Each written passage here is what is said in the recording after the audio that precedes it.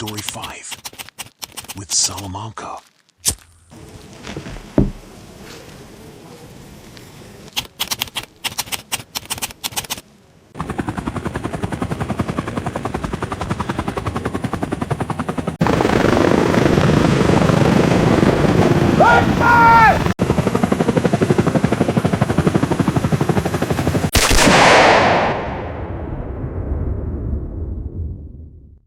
Have you ever wondered how a poor boy could become one of the richest and most feared criminals in history? This is the story of Pablo Escobar. Long before the money, the power, and the violence, he was just a boy growing up in a small town in Colombia. Pablo was born on December 1st, 1949. His father was a farmer. His mother was a schoolteacher. They were not rich, but they worked hard to give their children a better life. As a child, Pablo was different. He dreamed of becoming rich. Not someday. As soon as possible. While other children played in the streets, Pablo watched the people around him. He noticed one simple truth. In his world, money meant power. And people with power could do almost anything. That idea would stay with him for the rest of his life. Nobody knew it yet. But this quiet boy would one day change Colombia forever.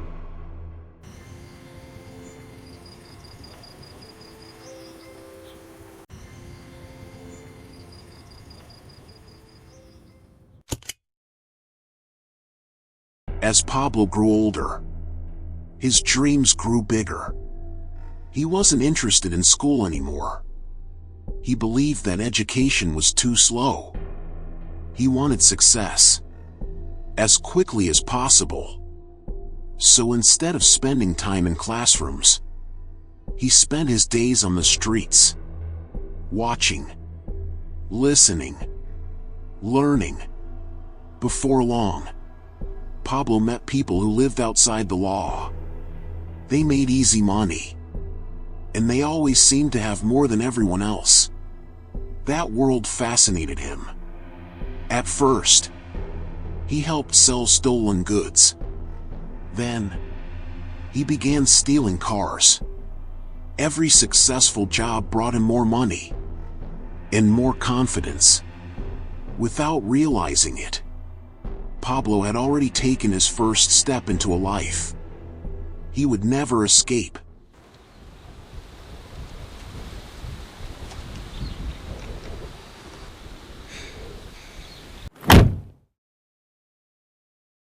The money was good. But for Pablo, it was never enough. Selling stolen goods and stealing cars could make him richer than most people. But not rich enough. He wanted more. Much more.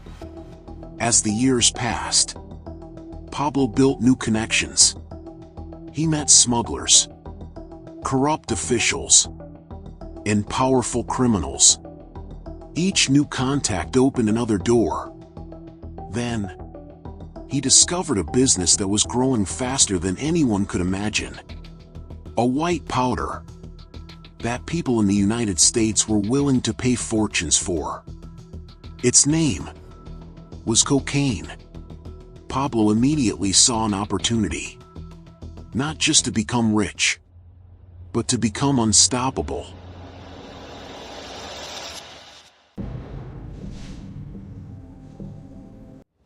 What began as a small opportunity quickly became something much bigger. Pablo was no longer stealing cars. He was building networks, routes, connections, and a business unlike anything Colombia had ever seen. Demand in the United States kept growing, and Pablo was ready to supply it. Every successful shipment brought more money, more influence, more power. Soon, millions became billions.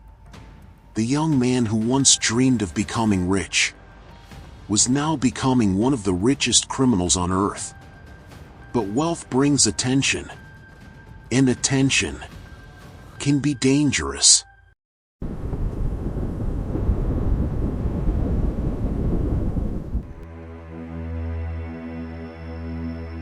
The business grew faster than anyone expected. Shipment after shipment. The money never stopped coming. Within a few years, Pablo Escobar was no longer a small-time smuggler. He had become the most powerful drug trafficker in Colombia. His organization expanded across continents, from hidden airstrips to secret warehouses. Every route led to one man, Pablo. Soon, his fortune reached billions of dollars. He bought luxury homes, private planes, and entire estates. Some people feared him, others admired him. But one thing was certain: his name could no longer be ignored. He wasn't just building a business anymore. He was building an empire.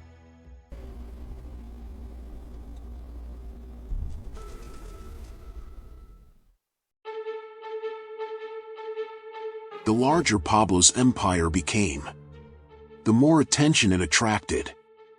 The Colombian government could no longer ignore him. Neither could the United States. Together, they launched one of the largest manhunts in history. Police units grew stronger. Special forces were created. American agents arrived to help. But Pablo refused to surrender. Instead, he fought back. Violence spread across Colombia. Bombs exploded. Judges were threatened. Police officers lived in constant fear. The country had become a battlefield. For the first time, Pablo Escobar realized that even the most powerful empire could be challenged.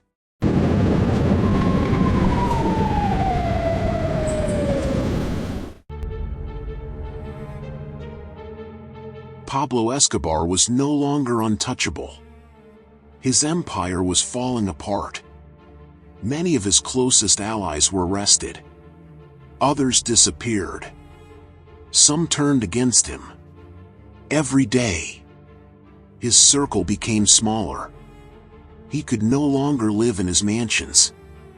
He moved from one hiding place to another. Always watching. Always listening. Always running. Outside, the search block closed in. Every phone call, every mistake, every second brought them closer. Then, on December 2nd, 1993, everything changed. One phone call revealed his location. The hunt was finally over.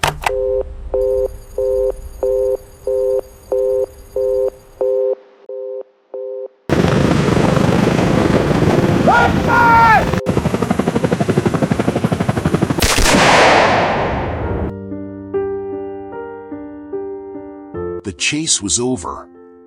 The man who had spent years escaping the authorities could run no more.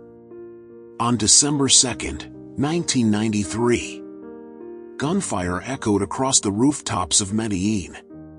Moments later, Pablo Escobar was dead. He had once been one of the richest and most feared criminals in the world. But in the end, neither money nor power could save him.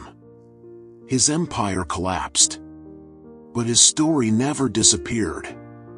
Even today, his name remains one of the most recognized in criminal history. His life reminds us of one simple truth: power built through fear never lasts forever.